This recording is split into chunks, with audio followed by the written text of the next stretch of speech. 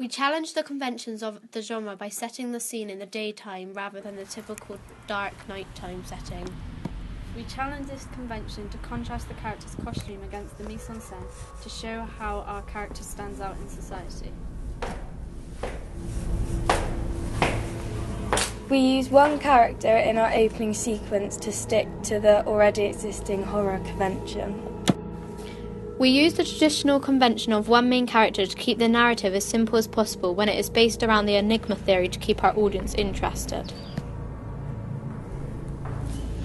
We develop the traditional conventions by using a short depth of field to show the character's emotions rather than focusing on the mise-en-scène.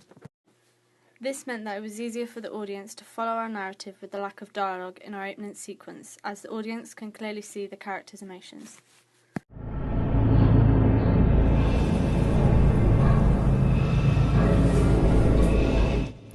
We challenge the conventions by only using human characters rather than supernatural ones. We did this as we didn't want to create a cliché narrative and wanted the audience to be able to relate to all the characters.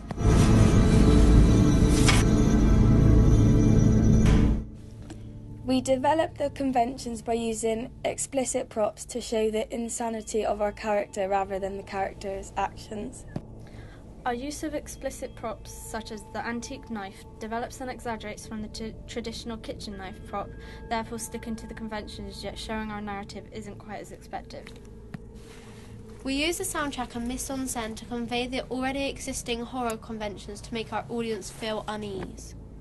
We did this to highlight the visual fear factors and to let the audience know when the tension is building and the narrative is developing. We use the existing conventions of our genre by increasing the pace between the cuts and having narrative effects. Our use of quick pace was to generate a building terror within our audience to lead up to our climax and involve the audience by connecting with their emotions. Our development from the existing conventions is our character breaking the fourth wall to connect and involve the audience.